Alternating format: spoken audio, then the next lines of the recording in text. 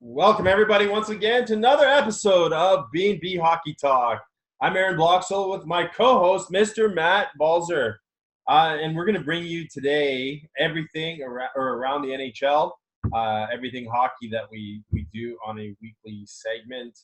And today we're going to start off first, Matt, with the week's 3 stars in the NHL. All right. Yeah, so I hope everybody had a great Canadian Thanksgiving for all our Canadian fans. And jumping right into the 3 stars this week, we had the third star, Sidney Crosby, 3 goals, 7 points in 4 games.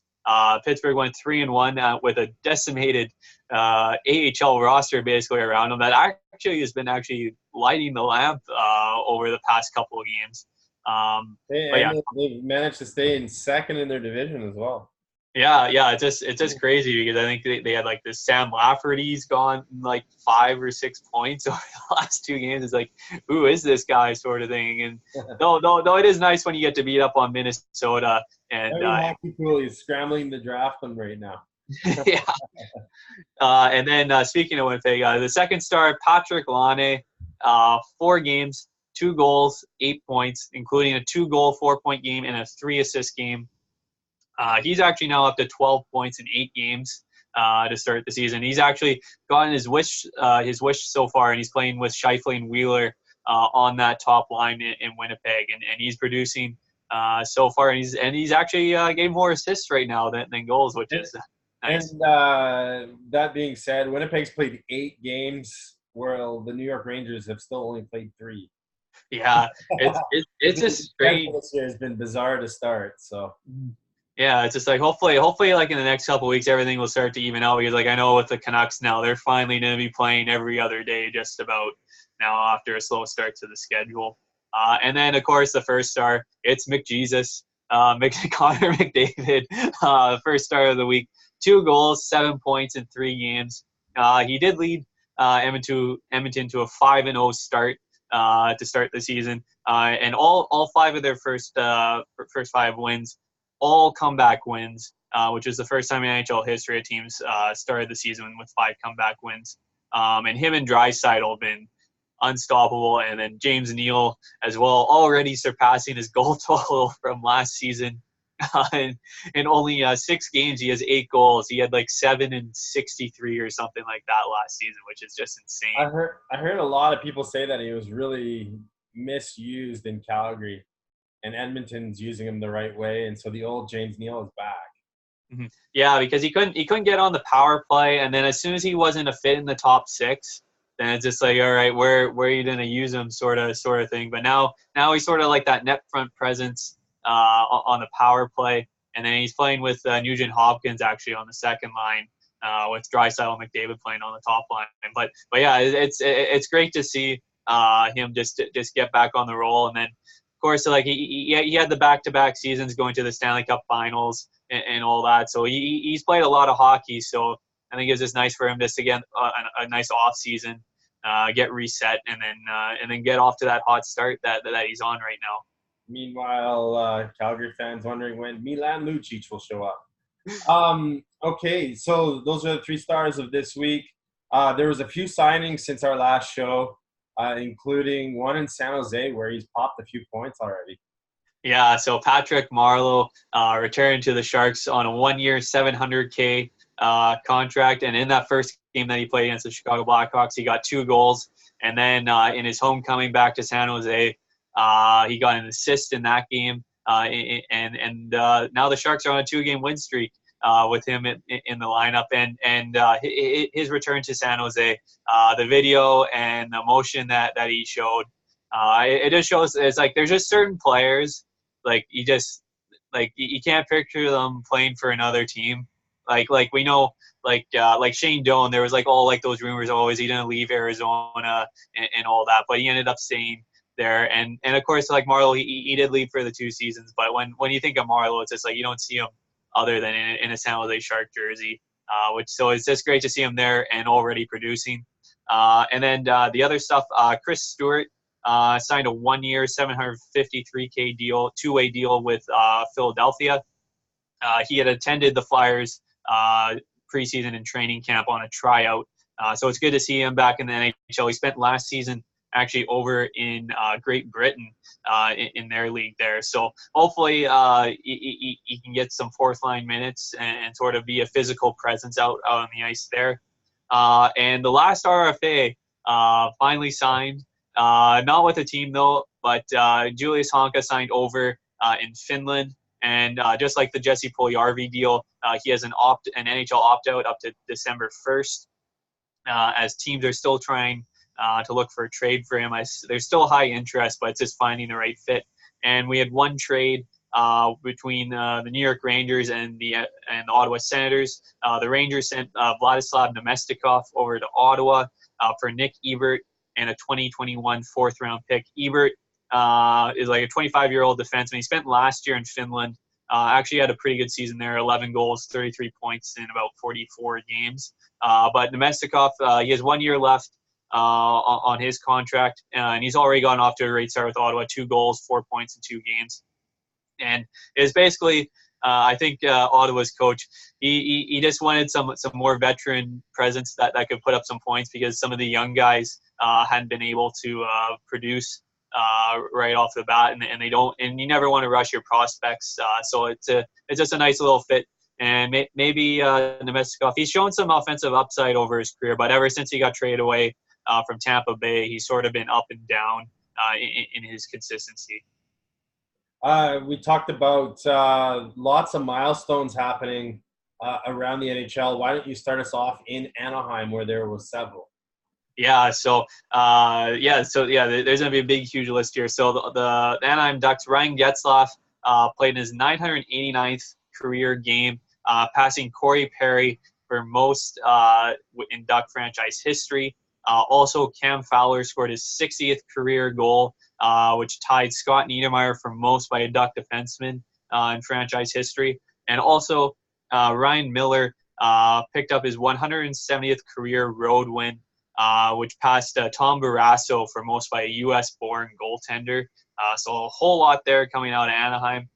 Phil Kessel played in his 1,000th career game, which is still crazy. But you want to talk about like staying healthy. It's just one of those things. People can bash his defensive game and all that, but the thing is, the guy stays healthy and he puts up points, which is exactly what you want from him. They probably celebrated with cake and donuts after, for sure.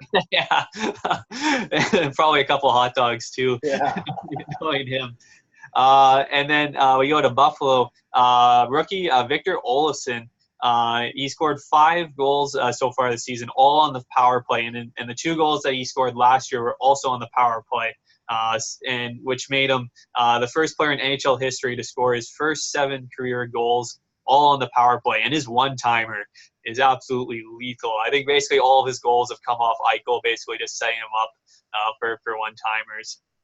Also, heading to Colorado, Cale Makar has a chance to set or tie an NHL record as he has a 5-game point streak going on right now, which is the second longest in NHL history for a defenseman to start his career.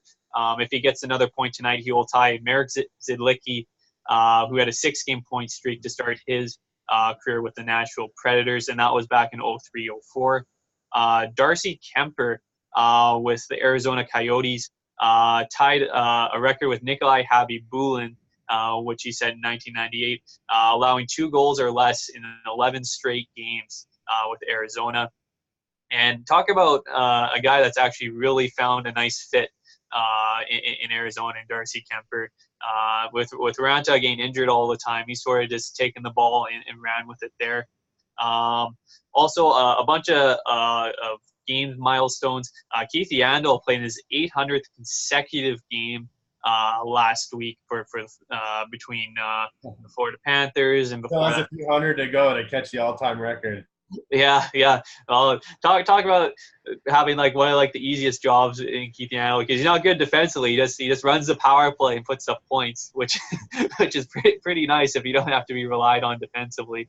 Also, Josh Bailey with the New York Islanders played in his 800th career game. Sort of a pretty quiet mark there, because it doesn't seem like he's been there that long with the New York Islanders, but former first-round pick has really come into his own over the past couple years. And the best thing is after Tavares left, he showed that he could still produce, and it wasn't like one of those guys like we've seen like with Kyle Okposo and after that PA Parento, both leave and struggle when they left the island. Also, some more games played. Jordan Staal with the Carolina Hurricanes played in his 900th career game. We had Victor Hedman playing in his 700th career game. Nicholas Backstrom with Washington, his 900th. And the last game played, Michael Frolik last night played his 800th. Some point marks. We had David Perron with St. Louis and Brent Burns with San Jose. Each scored their 200th career goal. Also sticking with St. Louis, Alex Pietrangelo picked up his 400th career point, and in that game against Toronto, he scored his 23rd game-winning goal, which passed Al McInnes for most by a St. Louis Blues defenseman all time. Also, Jake Allen tied Curtis Joseph for second most wins in St. Louis Blues history by a goalie with 137. I think sooner or later we'll see Jordan Binnington climb that list up slowly but surely to the top. And he actually just unveiled a cool new mask today, actually honoring Curtis Joseph with that mask. You can check that out on our Facebook page. And then also Chris Letang picked up his 500th career point. Talk about one of the most consistent offensive defensemen. And if it wasn't for injuries, I think he actually might have a Norris Trophy on his mantle if it hadn't been for that. Matt Murray picked up his 100th career win, and he's the fastest in Pittsburgh Penguin history to reach that mark. And two last ones. Blake Wheeler picked up his 700th career point, and also Chris Tanev with the Vancouver Canucks picked up his 100th career point. Not known for the offense, but he's actually got a goal and 3 points so far to start the season. Good thing, and the good news is he's been healthy so far to start the season. He hasn't blocked a shot that sent him to the room. But yeah, so that was a whole lot right there. But those are some of the big milestones of the past week. We told you guys it was going to be a big list, so lots of milestones happening. Lots of people breaking some potential records with their clubs or hitting certain marks in their team. You mentioned Getzlaf, only 11 games now away from 11,000. 1,000 game. He's 11 games away from hitting 1,000 in his career. So that would be a big milestone for him. Let's get into injuries now. I know there's not as many as normal, but there are some injuries to update you with, as well as some players coming back. Yeah, so the biggest injury came out of Arizona. Nicholas Johnson is out 3 months with a cracked fibula after he blocked an Eric Johnson slap shot from the point. And Arizona fans are saying, and so it begins. yeah, it's just like I think it was either them or Anaheim last season that had the most games. It's Arizona by far. Yeah, so it's that's a tough loss to replace a top four defensive. I know somebody like Jacob Chikrin will probably have to elevate his game into the top four there. And so far, they're going to promote from within, not look for the trade route to replace him, sort of that production right now. Excuse me. Also, we have, the Pittsburgh Penguins injured list continues to grow. On top of Malcolm Bukestad. It might be shorter to say who's not injured. Yeah. So it's just crazy. Luckily, it hasn't been any of their defensemen. It's just been all the guys up front so far. But yeah, on top, sooner or later they're going to have to put Goodbranson up as a forward. I know. Well, I saw him and Jack Johnson have sort of been in and out of the lineup actually to start the season as healthy scratches, which is intriguing and something to keep an eye on there, because I think actually Pittsburgh actually has 9 defensemen on their roster right now. So they're actually looking to move somebody. It's just trying to find the right fit. But yeah, on top of Malcolm Bukestad, Galchenyuk, and Rust already being out, Jared McCann has been listed as day-to-day. Hopefully he might be back in the lineup because Hornquist was listed as injured last week, but he actually ended up not missing any games and actually staying in the lineup. The next big injury came out of Carolina. Jordan Martinook is out 6 to 8 weeks after he had surgery to repair a core muscle. If you remember, after Carolina got eliminated in the playoffs last season. He also had surgery on a core muscle, so that's something to keep an eye on there. Matt Zuccarello, who has gone pointless to start his career with Minnesota, is missing their 3-game road trip with a lower body injury. Also, just some guys on the IR: Andy Green with New Jersey, Jonathan Erickson with Detroit, Casey Zizekas with the New York Islanders, and also Oscar Fontenberg with the Vancouver Canucks have all been placed on IR. Connor Sheary has been out week to week with an upper body injury with Buffalo. And Joakim Nygard with Edmonton's out 2 to 4 weeks with a rib injury. And last but not least, Vegas updated Nate Schmidt and Alex Tuck will still both be out at least another week or two before they get back in the lineup. Some big guys that returned to the lineup that missed the starts of the season. Corey Perry's actually making his Ducks. Stars, yeah, it's going to take me a bit to, to get that out of my head. Corey Perry's making his Dallas Stars debut tonight for there. Also some guys that returned, Ian Cole, Cody Eakin with Vegas. Connor Murphy and Calvin DeHaan both returned to Chicago. Trevor Van Riemsdyk with Carolina. Tyler Mott last night returned to the lineup for Vancouver. And last but not least, Noah Juleson was sent down to the minors with Montreal. If you remember, he had all those headaches to start the season. Last season, he took that puck to his orbital bone, I believe, and he's been dealing with that. So it's good to see him back on the ice, and sooner or later starting to get back into game action there. But yeah, I think that just about rounds everything up on all the injuries and stuff. But yeah, now, let's talk about the division leaders right now. And which of the four, so Edmonton, Colorado, Carolina, and Buffalo, which of the four are most surprising to you, and which of the four are least surprising? Well, Edmonton for sure has to be number one above everybody. Even more than Buffalo? Yeah, well, the thing is with Buffalo last season, they actually got off to that fast start, and then the second half they collapsed. Even though they do still surprise me, but like Edmonton, it's like when I look at their goaltending with Mike Smith and Mikko Koskinen, it's just like, and then their defense, there's still some question marks, and their winger depth. But the way I think, by the way, Buffalo scares the heck out of me right now because of Ralph Kruger as the head coach. You got to remember, Ralph Kruger almost took the Team Europe at the last World Cup to beat Canada. I mean, I think they went the full 3 games, if I'm not mistaken. Mm-hmm. And he beat Canada as Switzerland's head coach at the World Championships that one year with Martin Gerber in that. Martin Gerber. Oh, man. It's been a while since I've heard that name. My goodness. That's the mind that Ralph Kruger has, and I'm curious to see what he does in Buffalo when given time. I mean, he obviously coached Edmonton Oilers before, but I think everybody's coached Edmonton Oilers before, as they've had 10 coaches in the last 9 years or something like that. So I'm really curious to see what he does with Buffalo. But you're right, Edmonton is definitely a team that's worth talking about as well. Yeah, but yeah, it's like you brought up Ralph Kruger. I'll bring up Dave Tippett. Like both of those guys have done amazing jobs to start the season.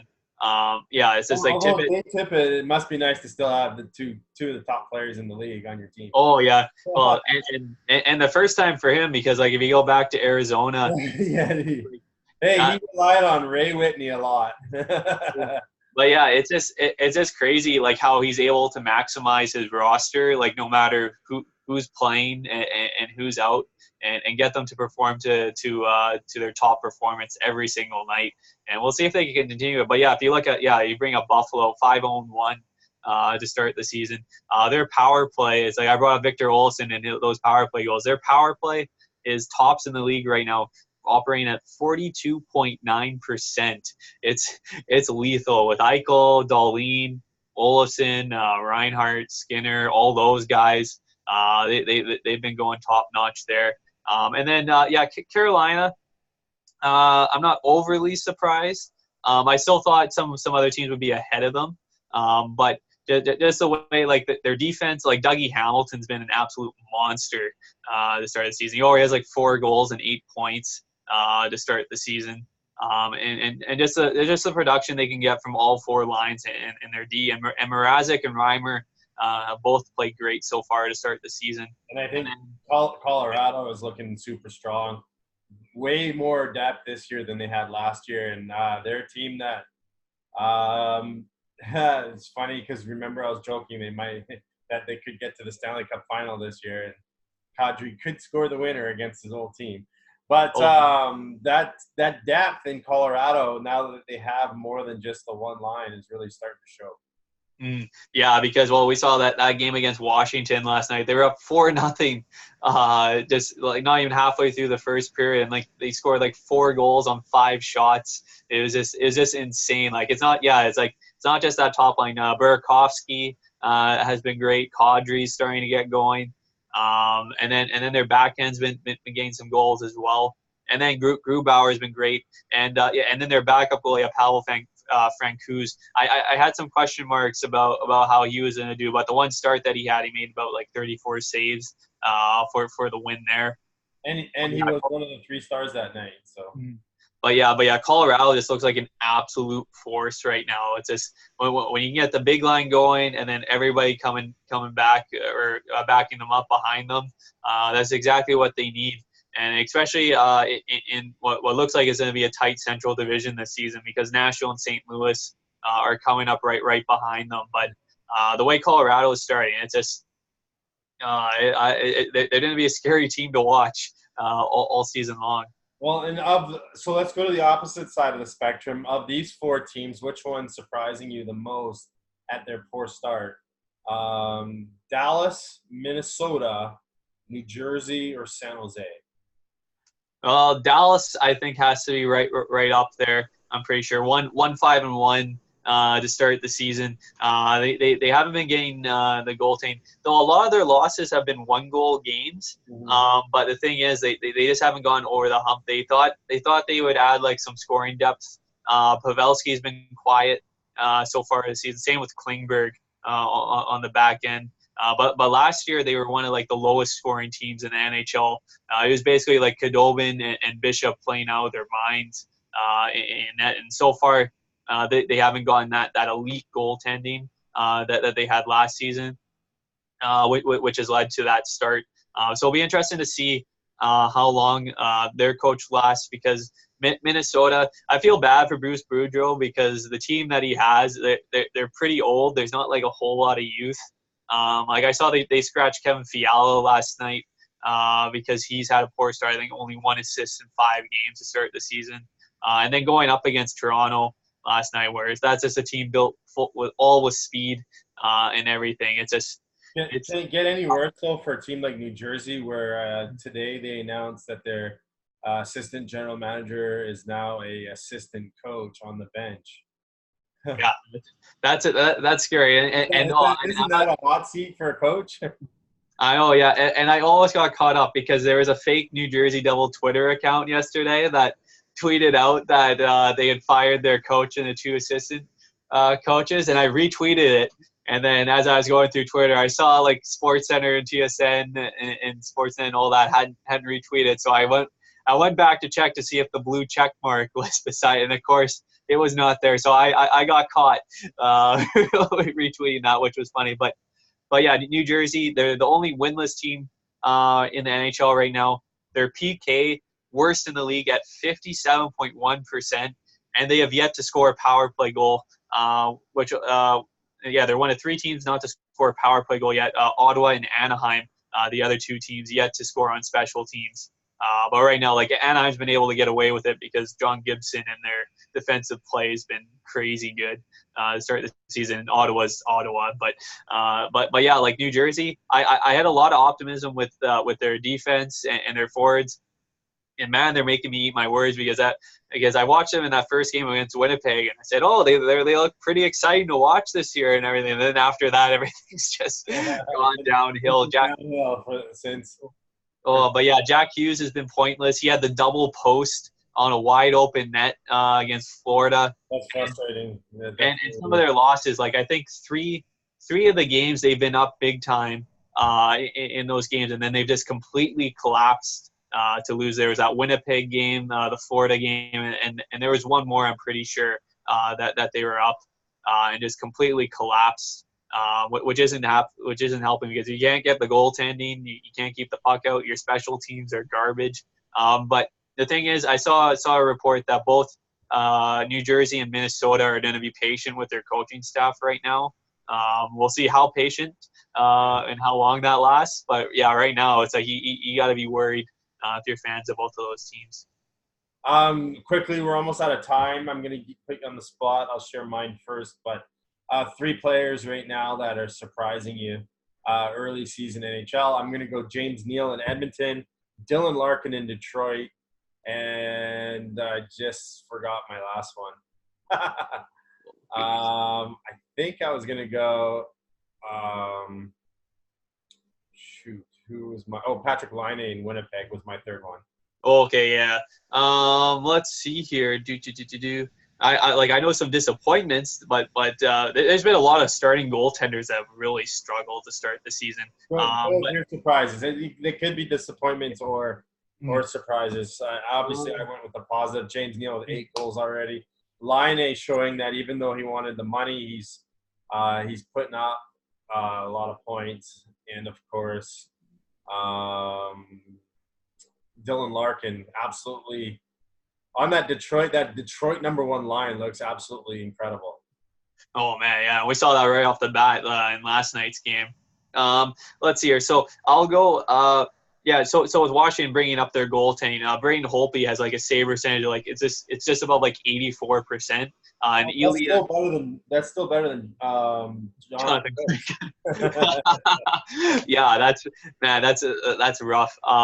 But yeah, Braden Holtby, his struggles, and Ilya Samsonov in both of his starts has been like rock solid, and he's actually getting the start tonight for Washington. So they say there's no goalie controversy, but Ilya Samsonov, he was a first-round pick a few years ago, and last year he came over to North America.